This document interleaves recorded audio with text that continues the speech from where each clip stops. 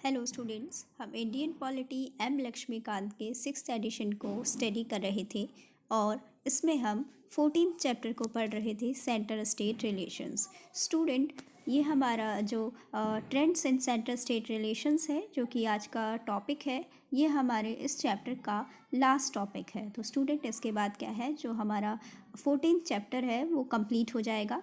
लेकिन जो ये trends in centre state relations है, इसमें क्या है, अभी हमने 2-3 कमिटीज़ को पढ़ना है। उसके बाद हम इसमें जो इम्पॉर्टेंट है, जो सरकारिया कमीशन है और जो पंछी कमीशन है, इन 2 कमीशंस को बहुत ध्यान से पढ़ेंगे। और उससे पहले भी जो 3 जो कमिटीज़ हैं, जो कमीशंस बनाए गए थे सेंट्रल गवर्नमेंट के द्वारा, उनके बारे में भी हम देखेंगे, जो कि सेंटर स्टेट रिलेशंस का किस प्रकार से उनका जो अवलोकन किया गया, उसको जो सही करने के लिए, सेंटर स्टेट रिलेशंस को बैलेंस करने के लिए जो भी काफ़ी जो भी डेवलपमेंट्स किए गए, उसके लिए जो जो कमिटीज़ बनाई गई, उन सबको हम अपने इस टॉपिक में पढ़ेंगे। तो चलिए स्टूडेंट, स्टार्ट करते हैं आज का लेक्चर। तो स्टूडेंट, हम सबसे पहले देखते हैं कि जो ये टॉपिक है trends in centre state relations, इसमें हम देखेंगे कि जो सेंटर और स्टेट के बीच में जो भी रिलेशंस हैं, चाहे वो लेजिस्लेटिव रिलेशंस हों, यानी जो पावर ऑफ सेपरेशन है, वो किस प्रकार से इफ़ेक्ट होता है सेंटर और स्टेट के बीच में, चाहे वो फाइनेंशियल रिलेशन हो, चाहे वो लेजिस्लेटिव रिलेशन हो, ठीक है, इन सभी को, चाहे वो एडमिनिस्ट्रेटिव रिलेशंस हों, कि इसमें जो भी स्टेट की जो ऑटोनॉमी है उसको किस प्रकार से बरकरार किया जा सके, और किस प्रकार से सेंटर से, जो कि पहले ये था कि जो सेंटर है वो काफ़ी पावरफुल था। तो इसमें सबसे पहले अब हम बात करेंगे 1967 की। स्टूडेंट, 1967 इंडिपेंडेंस से लेकर टिल 1967 तक क्या था कि हमारे देश में केवल और केवल क्या था, एक जो सत्ताधारी दल था, एक जो मेजॉरिटी पार्टी थी, उसके रूप में इंडियन नेशनल कांग्रेस, ठीक है, जो कांग्रेस पार्टी थी उस टाइम पे, जो इंदिरा गांधी गवर्नमेंट है, ठीक है, तो वहाँ पर क्या हुआ था उस टाइम पे, जो इंडियन नेशनल कांग्रेस है उसका ही काफ़ी बोलबाला था। एक तरीके से पूरे देश में जो मेजॉरिटी थी, यानी जो मेजॉरिटी पॉलिटिकल पार्टी थी, वो कौन सी थी, वो थी इंडियन नेशनल कांग्रेस।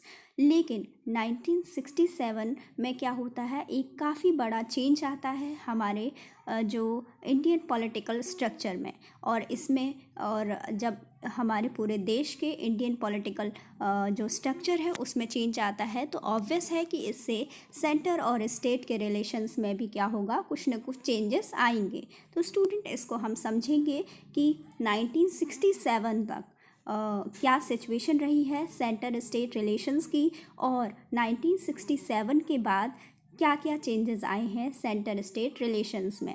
और इस तरीके से हम समझेंगे कि जो सेंटर स्टेट रिलेशंस हैं, इनमें क्या क्या ट्रेंड्स डेवलप हुए, क्या क्या चेंजेस आए, और पहले से बाद में क्या क्या चीज़ें बदली हैं सेंटर स्टेट रिलेशंस के बीच में। तो स्टूडेंट, इसमें सबसे पहले हम देखते हैं कि जब हम बात करते हैं 1967 की, तो उस टाइम पे क्या था, जैसा कि मैंने अभी आपको बताया कि वन पार्टी रूल था। तो वन पार्टी रूल होने के कारण सब जगह पर इंडिया में क्या है, सेंटर पर भी क्या थी, कांग्रेस थी, इंडियन नेशनल कांग्रेस थी, और मोस्ट ऑफ द स्टेट्स में भी कांग्रेस का ही शासन था।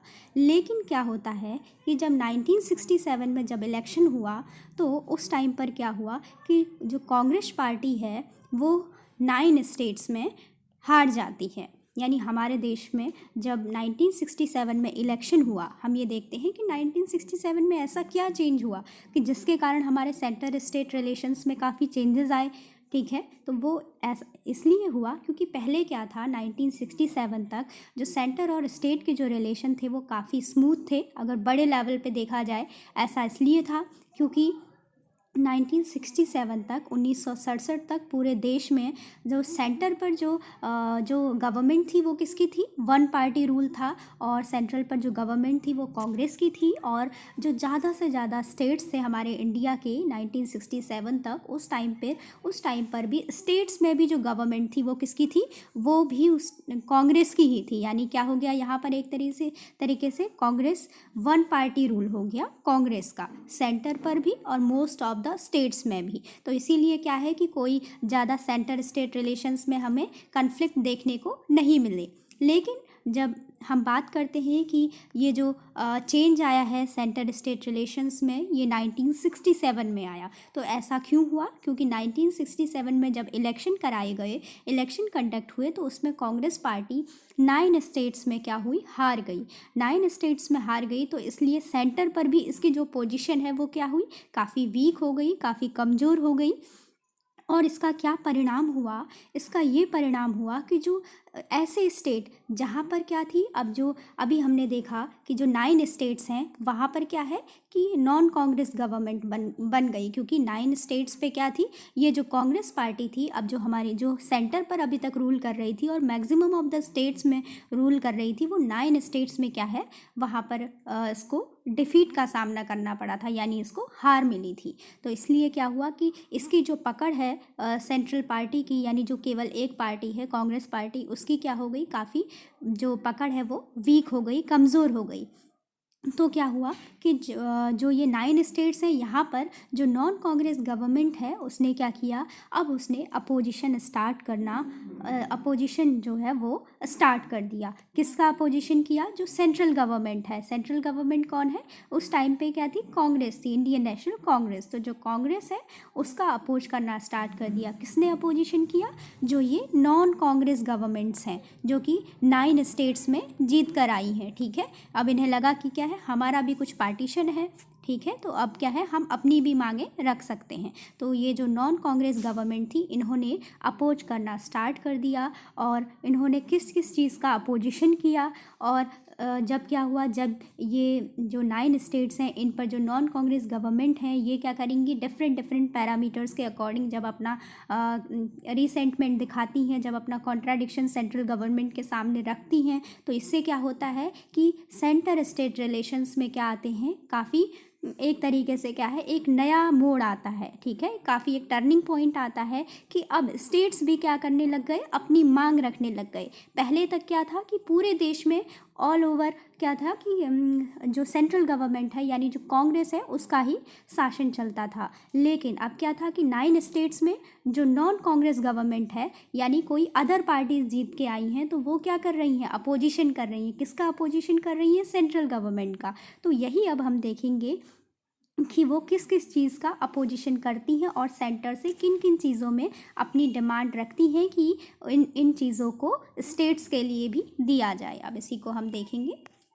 सबसे पहले तो जो ये नॉन कांग्रेस गवर्नमेंट थी, इन्होंने अपना रिसेंटमेंट जो अपना क्या था, जो अपना एक तरीके से इनका जो कॉन्ट्राडिक्शन था, जो एक तरीके से अपना विरोध था, वो अपोजिशन दिखाया। और उन्होंने कहा कि जो भी ये सेंट्रल गवर्नमेंट का जो क्या है, सेंट्रलाइजेशन का प्रोसेस है, ठीक है, इसको क्या करना है, सेंट्रलाइजेशन का जो प्रोसेस है इसको कम करना चाहिए। और साथ ही उन्होंने अपोज किया कि जो सेंट्रल गवर्नमेंट क्या है, जो स्टेट्स में जो इंटरवेंशन करती है, उसको भी इन्होंने नॉन कांग्रेस गवर्नमेंट ने काफ़ी अपोज किया। साथ ही जो नॉन कांग्रेस गवर्नमेंट थी, उन्होंने जो स्टेट ऑटोनॉमी है, ठीक है, जो स्टेट ऑटोनॉमी है, उसके इशू को भी रेज़ किया। मींस कि स्टेट को भी क्या दिया जाए, उसको भी एक अपनी स्वायत्ता दी जाए, उसको भी अपना काम अपने हिसाब से करने दिया जाए। ज़्यादा इंटरवेंशन सेंट्रल गवर्नमेंट के द्वारा ना किए जाएं, ज़्यादा रुकावटें सेंट्रल गवर्नमेंट के द्वारा स्टेट के कामों में ना लाई जाएं।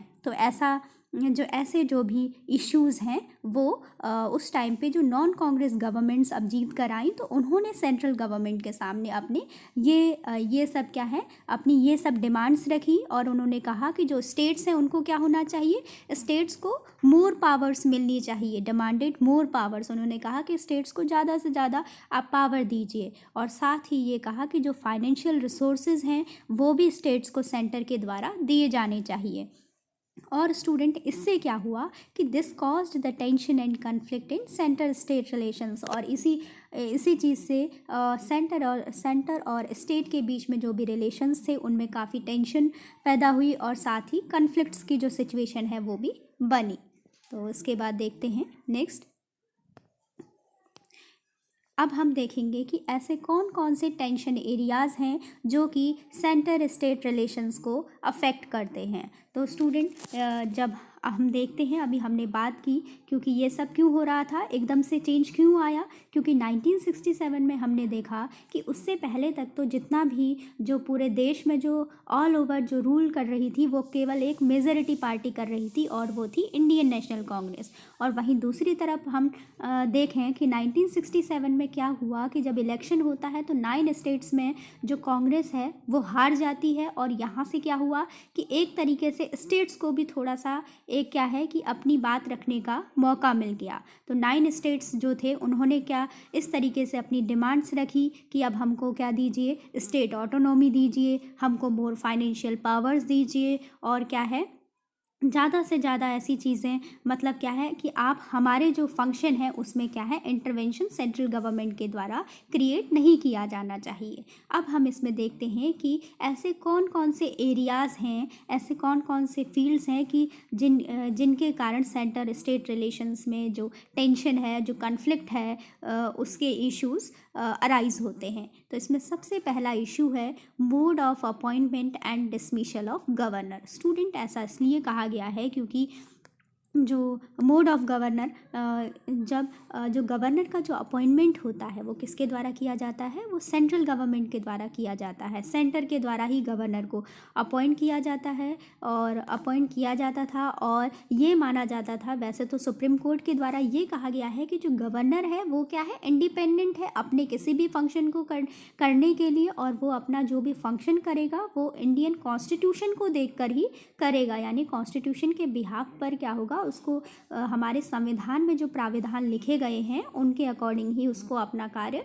करना होगा। लेकिन प्रैक्टिकली ये माना जाता था कि जो सेंट्रल गवर्नमेंट है वो क्या करती थी, सिर्फ अपने चहेते लोगों को ही गवर्नर के रूप में स्टेट्स में भेजती थी, उनका ही अपॉइंटमेंट करती थी, और उनको जब चाहे अगर उनकी इच्छा नहीं है या फिर कोई गवर्नर उनके मन की जैसी नहीं करता है तो वो उसको क्या कर देते थे, डिसमिस भी कर देती थी। सेंट्रल गवर्नमेंट के द्वारा उस गवर्नर को डिसमिस भी कर दिया जाता था।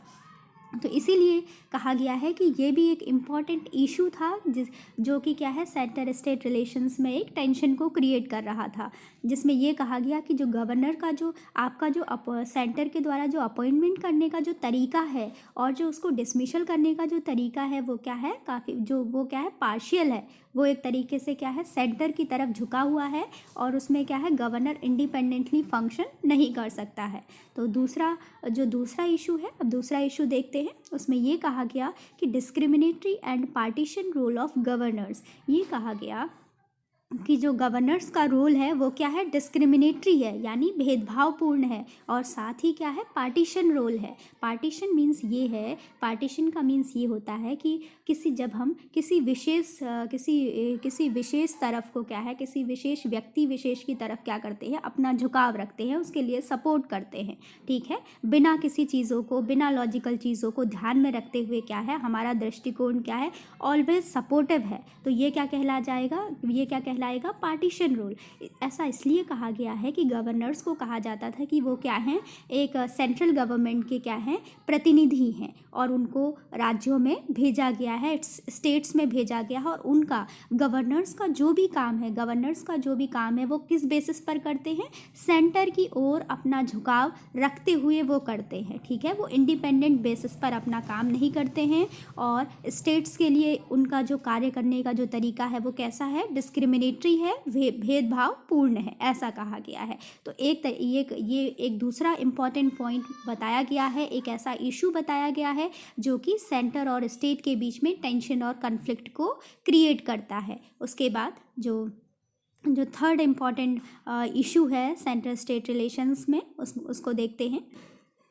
जो थर्ड इशू है उसमें कहा गया है imposition of the precedent rule for partition interest. ये कहा गया है कि जो भी सेंट्रल गवर्नमेंट के द्वारा क्या किया जाता है, अपने पार्टीशन इंटरेस्ट को, यानी अपने एक पर्टिकुलर इंटरेस्ट को ही फुलफिल करने के लिए स्टेट्स में प्रेसिडेंट रूल लगा दिया जाता है। ठीक है, ऐसा माना गया है कि जो ये प्रेसिडेंट रूल है, अगर किसी भी जहाँ पर नॉन कांग्रेस गवर्नमेंट है, अगर उसको सेंट्रल के द्वारा कंट्रोल किया जाना है तो वहाँ पर क्या कर दिया जा रहा है, प्रेसिडेंट रूल को इम्पोज कर दिया जा रहा है। और उसके बाद जो सारा कंट्रोल है वो किसके पास आ जाएगा, प्रेसिडेंट के पास आ जाएगा, यानी सेंटर के पास आ जाएगा। ऐसा एक इशू ये भी बताया गया है कि ये भी क्या है, एक तरीके से गलत है कि आप अपने एक पार्टीशन इंटरेस्ट के लिए, अपने एक सेंटर की तरफ झुकाव बनाने के लिए या मात्र सेंटर को सपोर्ट करने के लिए ही आप क्या कर रहे हैं, किसी भी स्टेट में प्रेसिडेंट रूल का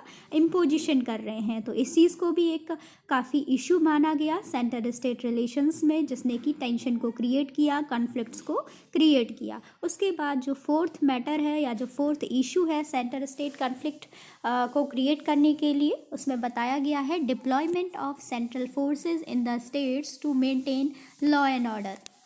उसमें ये कहा गया, जो स्टेट्स हैं उनके द्वारा ये कहा गया कि जो ये सेंट्रल गवर्नमेंट है वो क्या करती है, स्टेट्स के अंदर लॉ एंड ऑर्डर को मेंटेन करने के लिए सेंट्रल फोर्सेस को क्या है, कभी भी भेज देती है, ये कहने का मतलब है। और इससे क्या है, स्टेट्स अपना एक तरीके से रिसेंटमेंट दिखा रहे हैं। उनका ये कहना है कि आप तभी इन सेंट्रल फोर्सेस को डिप्लॉय करिए स्टेट्स में कि जब हम आपसे रिक्वेस्ट करें। ठीक है, और आप क्या है कि कई बार लॉ एंड ऑर्डर के नाम से क्या है कि किसी भी स्टेट में आप अपनी जो मर्जी थोपने के लिए क्या करते हैं, सेंट्रल फोर्सेस को भेज देते हैं, डिप्लॉय कर देते हैं, और ये क्या है, गलत है। तो इसीलिए इस चीज़ को भी एक इशू माना गया है। इसके बाद जो नेक्स्ट पॉइंट है, reservation of state bills for the consideration of the president. इसमें ये कहा गया है कि अगर कोई भी बिल होता है जो स्टेट लेजिस्लेटिव असेंबली है या फिर स्टेट लेजिस्लेटिव काउंसिल है, यहाँ पर अगर कोई भी बिल पास होता है तो उसके बाद क्या कर दिया जाता है, जो हमारे राज्यपाल हैं, जो हमारे गवर्नर हैं, उनके द्वारा उस बिल को प्रेसिडेंट के कंसिडरेशन के लिए रिजर्व कर दिया जाता है। ठीक है, और अगर प्रेसिडेंट प्रेसिडेंट को इस चीज़ की पूरी छूट होती है कि वो अपना उस पर कंसेंट दें या नहीं दें, और यहाँ तक कि कंसेंट का देने का कोई भी टाइम भी फिक्स नहीं है। तो हो सके तो क्या है कि प्रेसिडेंट अगर चाहें, उनके काउंसिल ऑफ मिनिस्टर्स या फिर क्या है, अगर वो राजी नहीं हैं, तो प्रेसिडेंट अगर नहीं चाहते हैं तो क्या होगा, वो बिल कभी पास होगा ही नहीं। तो इसीलिए ये कहा गया कि कई बार क्या था कि सेंटर की मंशा को पूर्ण करने के लिए, मात्र सेंटर की इच्छा को पूर्ण करने के लिए या सेंटर के कुछ इंटरेस्ट को ध्यान में रखते हुए क्या किया जाता था, गवर्नर के द्वारा कोई भी स्टेट बिल है तो उसको क्या कर दिया जाता था, पास होने से रोकने के लिए उसको प्रेसिडेंट के रिजर्वेशन के लिए, प्रेसिडेंट के कंसिडरेशन के लिए उसको गवर्नर के द्वारा रिजर्व कर दिया जाता था, जिससे कि वो बिल रुक जाता था। और उस पर फिर तो प्रेसिडेंट की मर्जी है कि वो उस पर कंसिडरेशन कब देते हैं, और उस पर कंसिडरेशन देते भी हैं या नहीं देते हैं, ये चीज़ क्या है, और ना ही उसके लिए कोई भी टाइम क्या है, टाइम पीरियड भी फिक्स नहीं है। अगर चाहे तो फिर क्या है, वो बिल वैसे ही लैप्स हो जाएगा। तो इसीलिए ऐसा कहा गया कि जो ये गवर्नर बात पर जो भी स्टेट बिल्स हैं उनको जो प्रेसिडेंट की कंसिडरेशन के लिए जो रिजर्व कर देते हैं, वो क्या है, एक तरीके से इशू है, इन्होंने ऐसा माना। उसके बाद जो नेक्स्ट जो इशू माना है सेंटर स्टेट रिलेशंस में कॉन्फ्लिक्ट का, उसमें कहा गया है discrimination in financial allocation to the states. ये कहा गया है कि जो सेंटर है वो क्या करती है, डिस्क्रिमिनेशन करती है, भेदभाव करती है स्टेट्स को किसी भी प्रकार का फाइनेंशियल एलोकेशन देने में। यानी जो भी फाइनेंशियल हेल्प है, जो भी फाइनेंस से रिलेटेड, यानी धन संबंधी जो भी मामले हैं, जो भी फाइनेंस सेंटर के द्वारा स्टेट को दिया जाता है, जो भी मदद दी जाती हैं, उसमें क्या हो रहा है, भेदभाव होता है। यानी जो स्टेट्स क्या हैं, सेंटर के लिए काफ़ी सेंटर जिनको सेंटर मानता है कि क्या है, वो उसके हितैषी हैं या फिर जो उसके क्या है प्रिय स्टेट्स हैं उनको क्या करता है फाइनेंशियल एलोकेशन ज़्यादा से ज़्यादा देता है, और ऐसे स्टेट्स जहाँ पर क्या है नॉन कांग्रेस गवर्नमेंट है वहाँ पर क्या करता है फाइनेंशियल एलोकेशन में डिस्क्रिमिनेशन करते हुए उनको फाइनेंशियल एलोकेशन प्रॉपर मुहैया नहीं कराया जाता है, उनको अवेलेबल नहीं कराया जाता है। तो इसलिए यहाँ पे कहा गया है कि जो सेंटर है वो क्या करता है फाइनेंशियल एलोकेशन प्रोवाइड कराने में भी स्टेट्स में भेदभाव करता है, डिस्क्रिमिनेशन करता है, सबको एक इक्वल फाइनेंशियल एलोकेशन सेंटर के द्वारा प्रोवाइड नहीं कराया जाता है। ठीक है, और ये सेंटर अपने डिस्क्रिशन में लेता है कि वो किसको फाइनेंशियल एलोकेशन ज़्यादा देगा या फिर किस स्टेट को फाइनेंशियल एलोकेशन कम देना है। इसके बाद जो नेक्स्ट इशू है उसमें कहा गया है role of planning commission in approving state projects.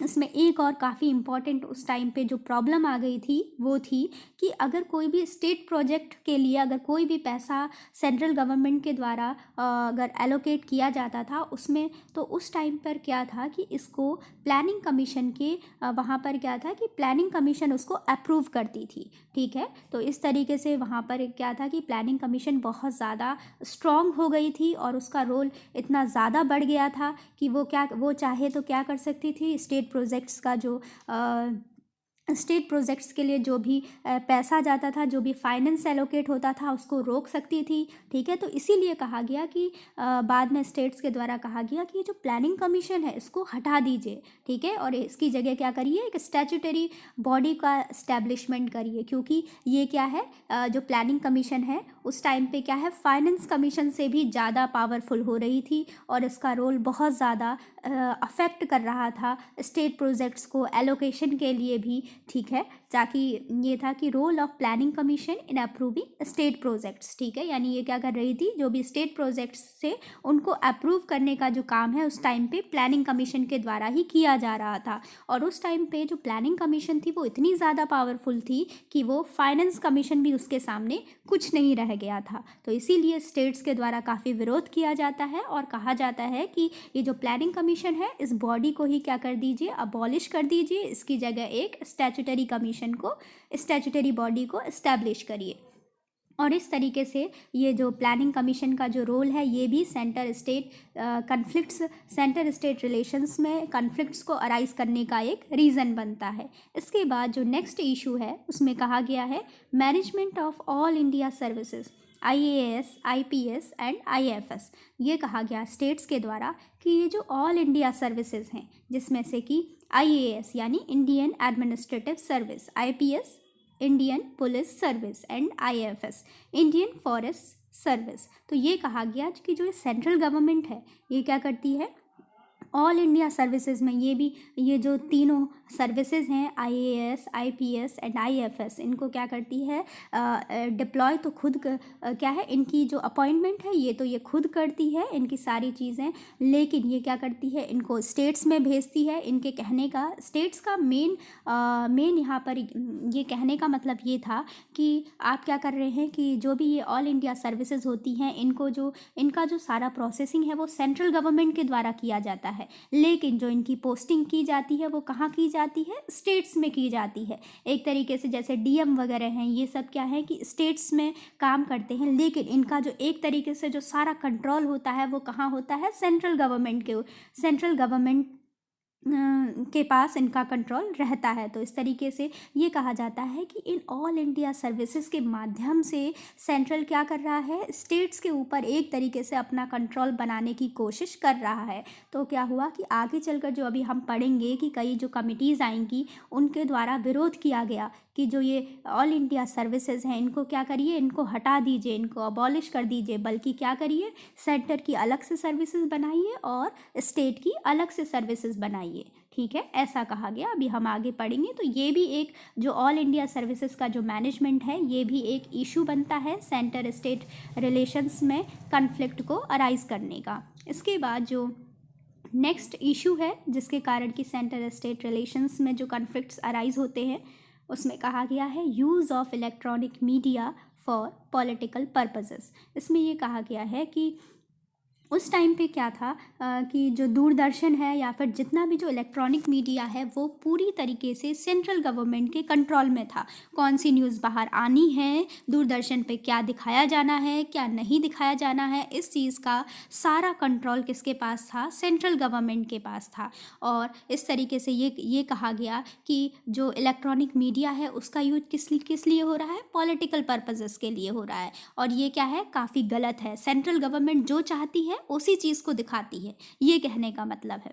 उसके बाद नेक्स्ट पॉइंट है जो कि लास्ट पॉइंट है, टेंशन क्रिएट करने का लास्ट इशू है, जो कि ये बताता है कि सेंटर और स्टेट रिलेशंस में कन्फ्लिक्ट्स कैसे अराइज हुए। ये भी क्या है? इसका एक रीज़न है।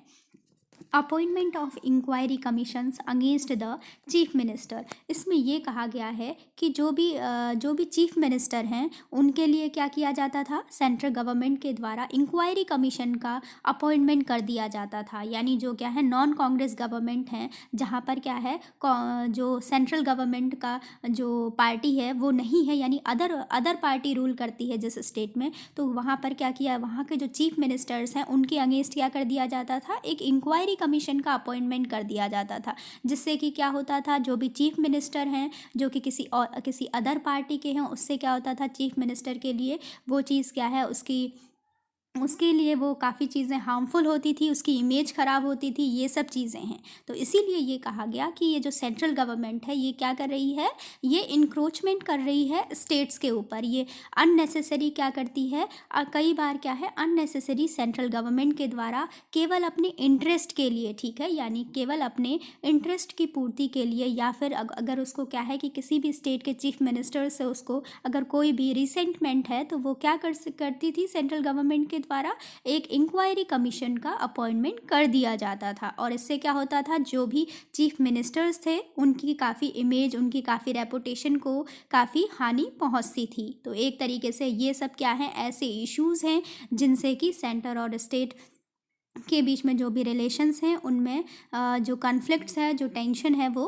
क्रिएट हुआ। उसके बाद नेक्स्ट देखते हैं।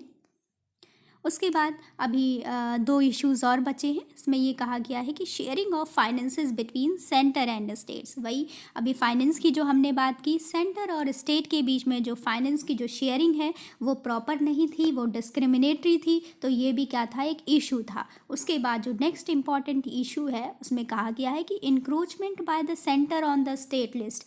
जो स्टेट लिस्ट है जिसमें कि जो हमारा 7th शेड्यूल है, जिसमें स्टेट लिस्ट, यूनियन लिस्ट और कंकरेंट लिस्ट दी गई हैं। 3 लिस्ट हैं, जिसमें से जो स्टेट लिस्ट है उसमें ये कहा जाता है कि जो स्टेट है वो अपने अकॉर्डिंग उस पर नियम कानून बनाने के लिए क्या है, स्वतंत्र है, इंडिपेंडेंट है और फ्री है। वो अपनी इच्छानुसार क्या कर सकती है, उस लिस्ट में, उस लिस्ट के जो भी सब्जेक्ट है स्टेट लिस्ट के, उनमें क्या कर सकती है, लॉ फॉर्मेशन, लॉ मेकिंग कर सकती है।